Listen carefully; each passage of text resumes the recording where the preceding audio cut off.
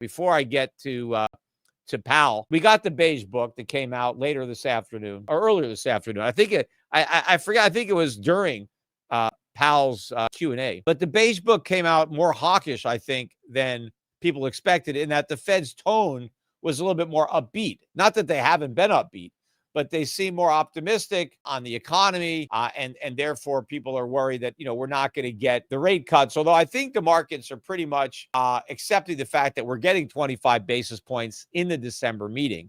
The question is, how many more cuts are we going to get in 2025? I think that's where the markets are trying to handicap what the Fed is going to do. And maybe they were a little bit more optimistic in the Beige Book to suggest that they may not have a lot more in the way of rate cuts in 2025.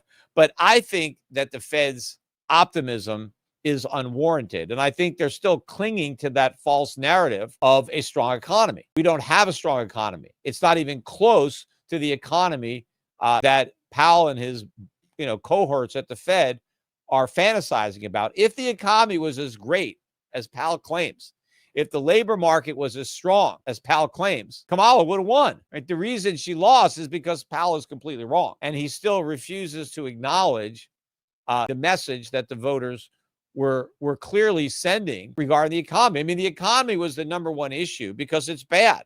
It's never the number one issue when it's good. If the economy is good, then, other things, the environment, there's these other areas that, the voters are concerned about when it's not a pocketbook election. If the economy is good, okay, everything is good. And now, there are other minor issues that are more important to the voter. It's when the economy is bad that nothing else matters but the economy, right? Then it becomes, I don't care about your views on this or the other thing or that, because, the economy sucks.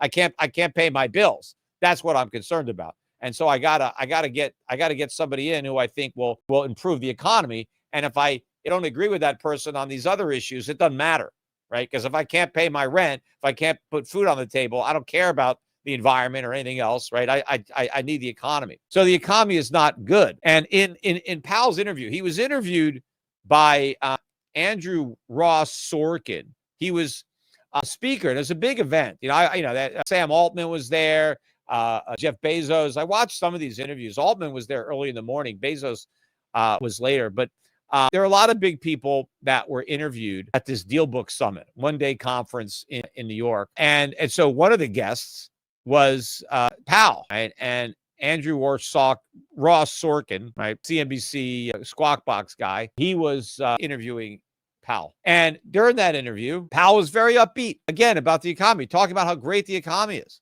And so Sorkin asked the decent question, like, well, why are we cutting rates then? If the economy is so great and inflation is still not back down to 2% and it's been sticky, why are we cutting rates, right? What's the point? And so Powell came up with an answer, which I think is a lie. But he said, well, the reason we're cutting rates is because they're too high. Yes, inflation is not all the way down to where it needs to be, but it's close. It's moving in the right direction. He said we raised interest rates into restrictive territory when inflation was 9%, right? We raised interest rates up to 5.25.